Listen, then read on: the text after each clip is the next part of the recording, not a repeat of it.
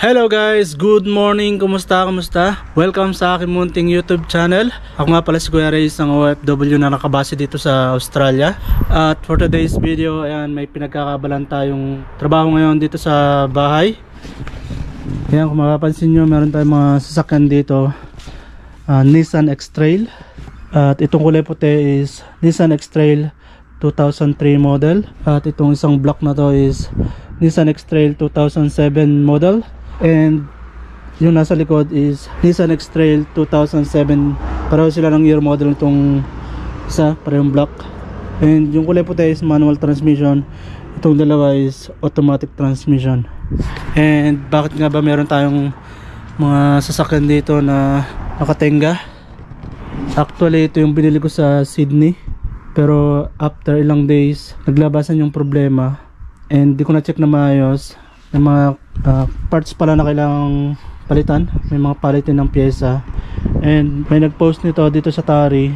Binibenta niya 500. Kaso nga lang walang radyo. At the same time hindi umaandar itong kulay puti na to. Ang problema niya is, as per dun sa seller, is starter. Pero nagpalit na sila ng starter, second hand na starter din. Ayaw pa rin umandar. So duda nila is sa flywheel may problema. And dahil nga maraming palitin doon sa nabili natin sa Sydney, so nag-decide ako na bilhin to kasi halos pareho lang naman sila ng mga pyesa, body, makina, and sa interior halos pareho lang.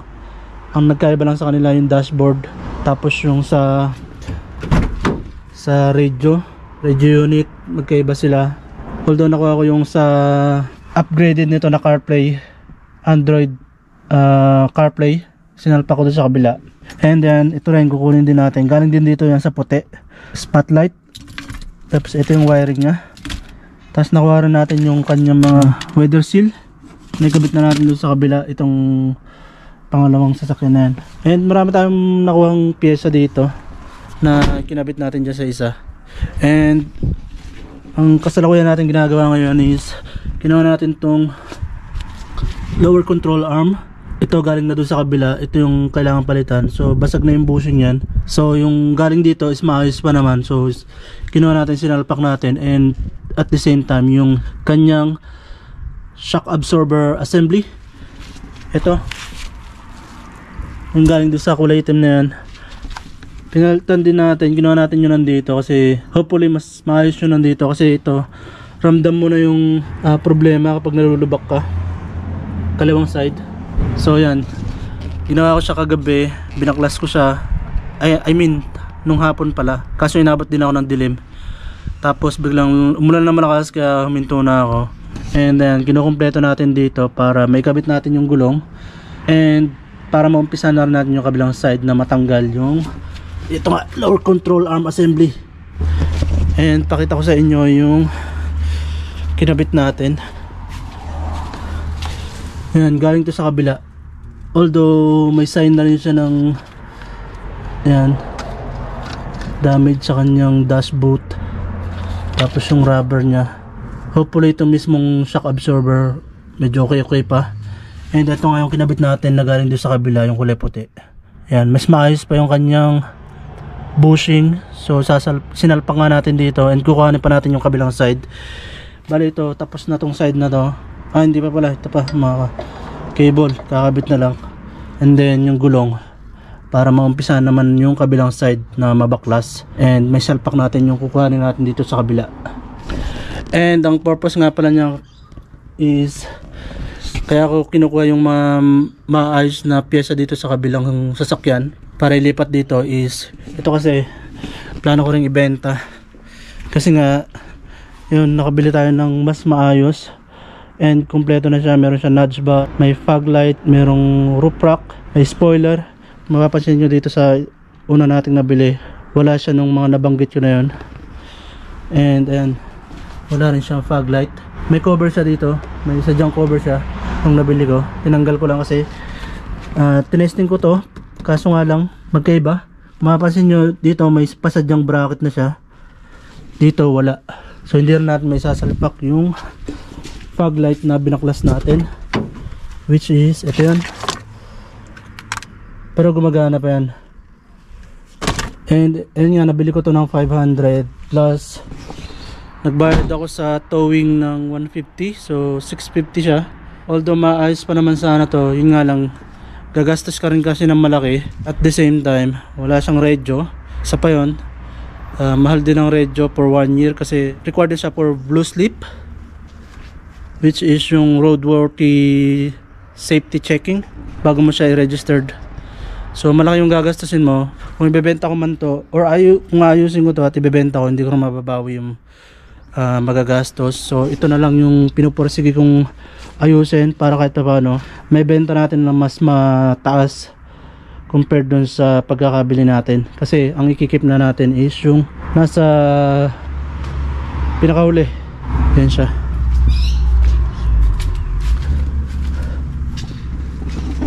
So ito kasi yung gusto kong sasakyan nung nasa Pilipinas pa lang ako. Gandang ganda ako sa forma ng body. So yun siya, Nissan X-Trail 2000 model, and mas maayos pa to compared dun sa isa.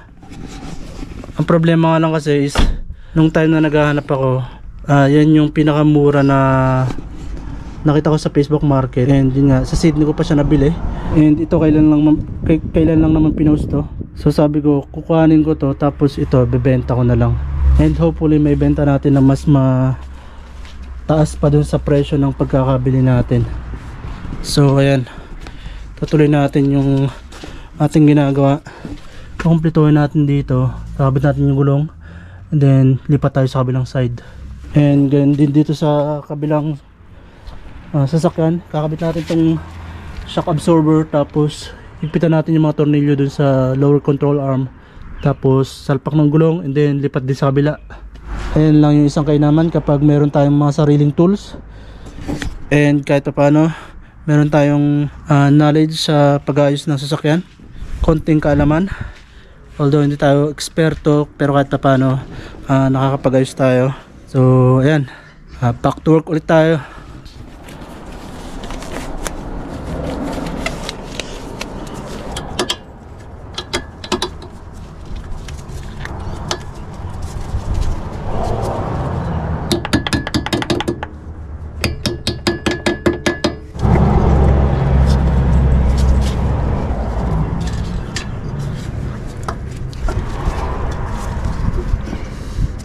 So yun guys, nakikabit na natin lahat dito, yung mga kable na tinanggal natin, and yung gulong na lang.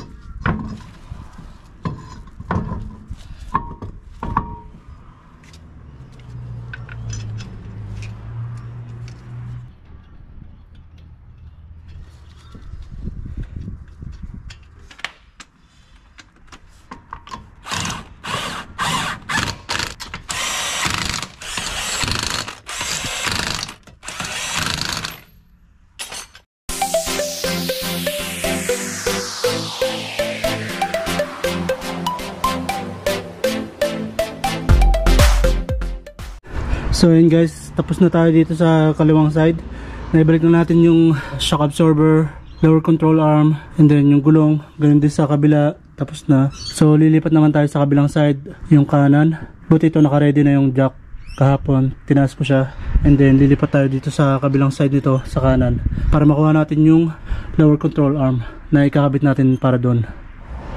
Bale, ito lang yung medyo namamroblema ako ng konti kasi kung mapapansin nyo, yung gulong is hindi naka-align sa semento.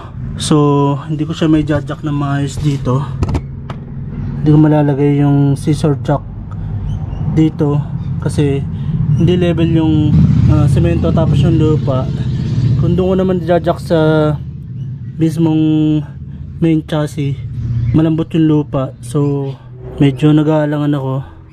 Although meron naman tayong car stand, so tatry natin kung kakayanin doon, kung hindi lulubog yung mismong scissor jack and kung hindi magkakaroon ng problema, para lang matanggal natin tong gulong. At yun nga yung lower control arm na kukuhanin natin. So tingnan natin kung anong mangyayari.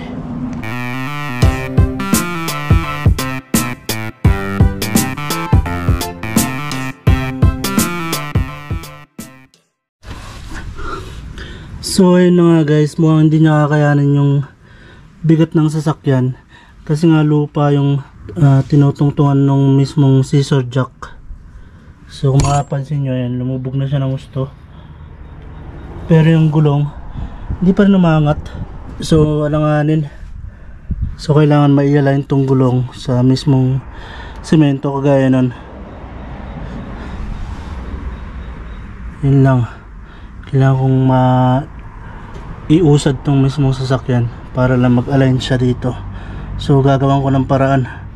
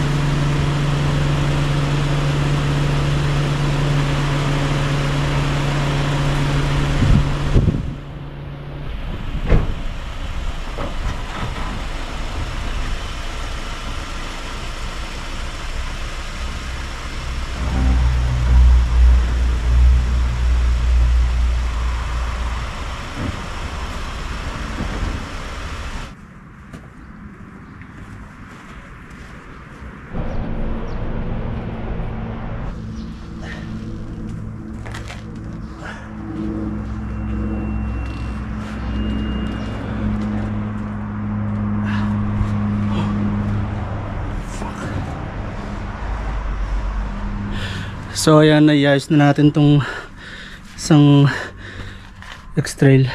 Naialign na natin sa semento. So madjadjakan na natin siya mamaya dun sa mismong jacking point. And buti na nga lang meron tayo nito. meron tayong tong strap. So ito yung nagamit natin para mahatak natin pa abante, kasi hindi kayang itulak kanina kasi nasa ano siya, yung dalawang gulong dito sa kaliwa nasa lupa, so mahirap itulak. So buti na i-align natin. And ito galing lang din to dito, so nagkaroon tayo ng ganito dahil dyan sa nakuha nating scrap na sasakyan. So malaking bagay din to. So bale yan, na-jack na natin yung itong kanan na side nitong X-Trail na to, and ganyan din dito sa kabila, na-jack na natin. So tatanggalin na lang natin yung gulong, tapos umpisa na nating tanggalin din yung lower control arm na papalitan natin dito. And then inisikaso ko din muna yung aking mga labahin kanina na nakasalang. So sinampay ko muna para makakabol pa sa sikat ng araw para matuyo. So dito muna tayo sa side na to kung saan yung kukuhaan natin na pyesa na matino.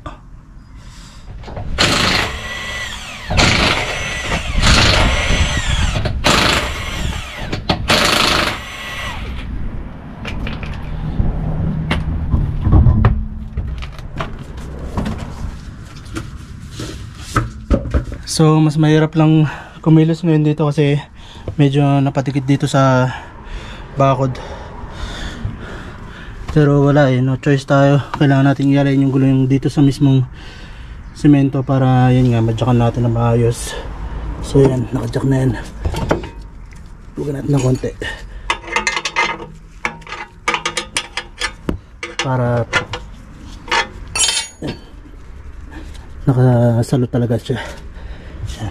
So ito yung kukuhanin nating pyesa, lower control arm. So magtatanggal tayo ng stabilizer linkage. Ito 17 mil, tapos 22 mil dito, tapos dalawang 19 mm na bolt dito sa ilalim, tapos dito sa kanyang ball joint tatanggal din tayo dito. 22 yata to, 21 kung di ako nagkamali, kalimutan ko yung size sa kabilang side. So yun lang naman yung matatanggal natin, itong nut sa ball joint, tornilyo dito sa bushing, tapos dalawang tornilyo din dito sa bushing na to, tapos itong stabilizer linkage na 17 mm na nut.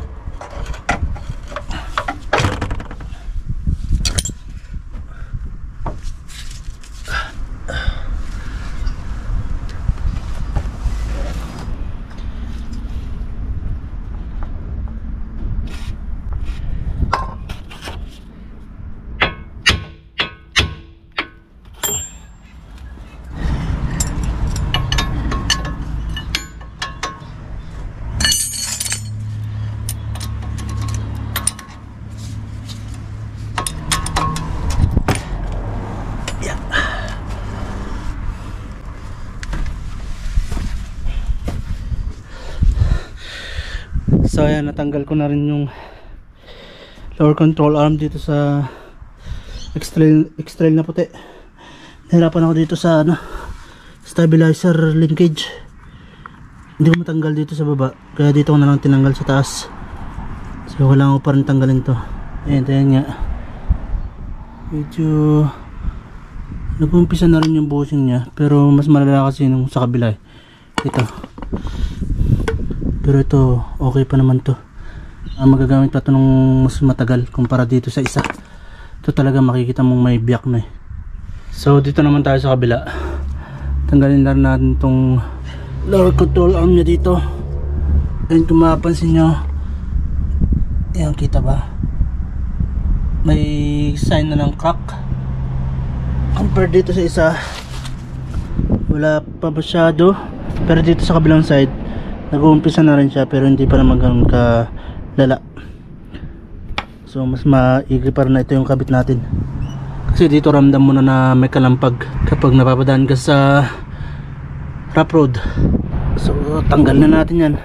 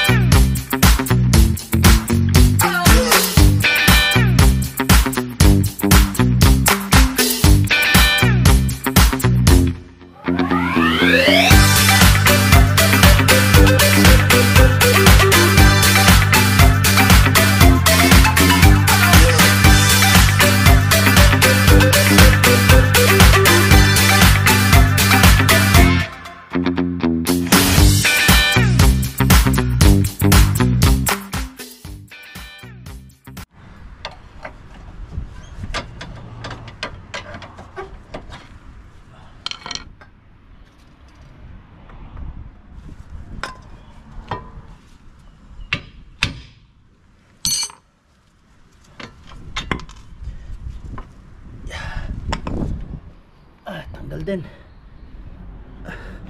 mas napadali ako dito, hindi ako masyadong nahirapan pagtanggal. Yung galing lang dun sa kabilang talagang nahirapan ako. And kung mapapansin nyo nga, ang laki na ng piyak, lalo pag may load yung sasakyan. Makikita mo talaga na medyo nakabuka na yung rubber nya, unlike dito sa kabila. Ayan, wala pa masyado.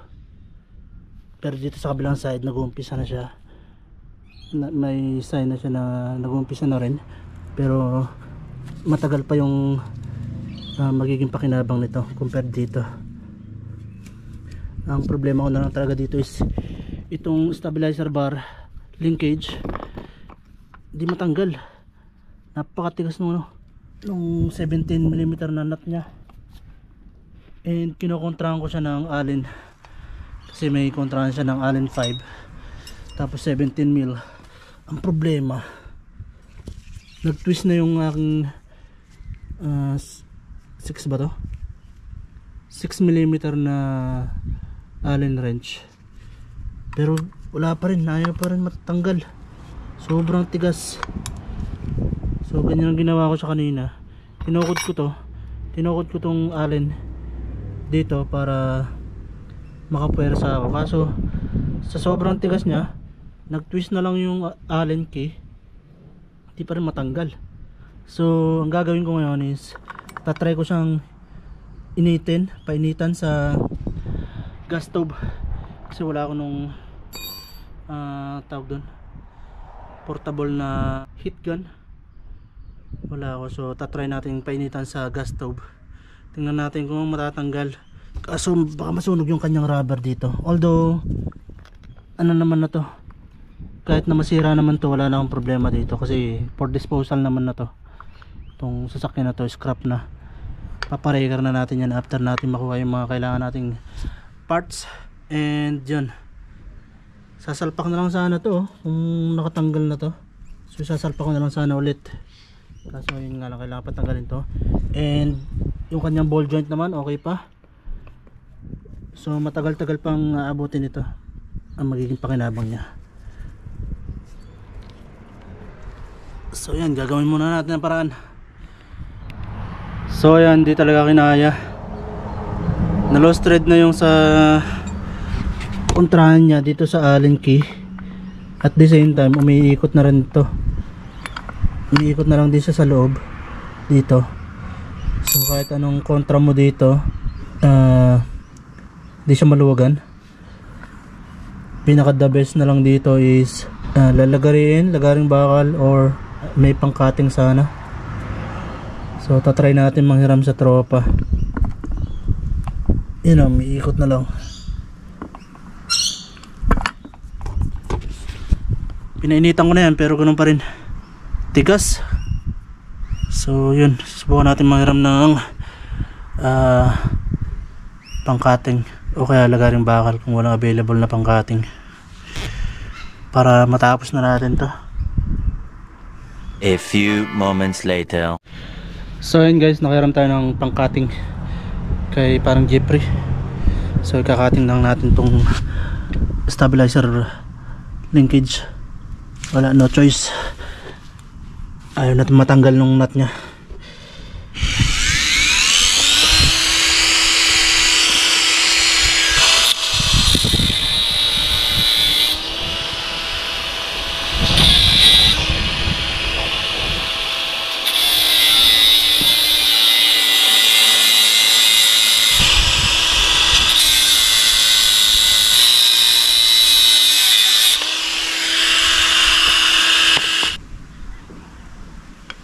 So ito guys, natanggal na natin yung stabilizer linkage.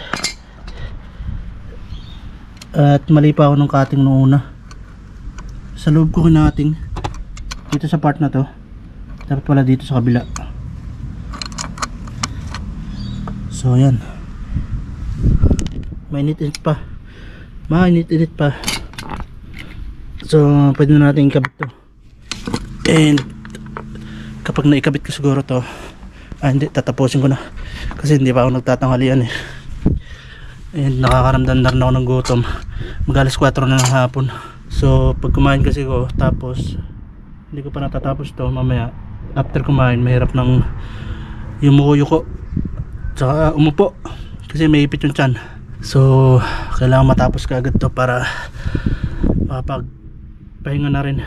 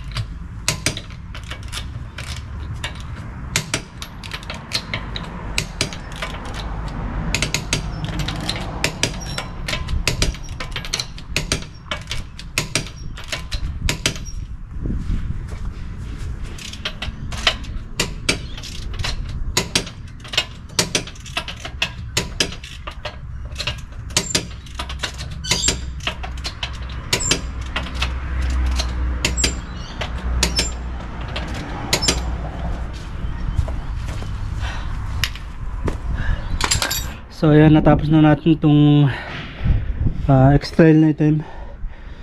At road test na lang. So obserbahan natin kung may pagbabago ba doon sa kalampag na na-encounter ko dati. And ito, ibabalik natin dito. Kabit natin, baka bukas na, napapagod na ako. At di pa ako nagtatanghalian. Pasado alas 4 na rin. At nararamdaman ko na rin talaga yung gutom at nanghihina na rin ako. So magliligpit na lang ako ng mga tools. Tapos yun, stop na. And kailangan ko na rin isilong yung mga aking nilabhan. Nalalaglag na yung iba. So yun, natapos na rin itong isa. So yun nga, road test ko na lang siguro mamaya after ko kumain. Tapos yun nga, ibabalik ko na lang yung tinanggal ko dito na lower control arm, ililipat ko na lang doon. So hanggang dito na lamang tong video na to guys. Maraming salamat sa panonood and see you on the next one. Bye.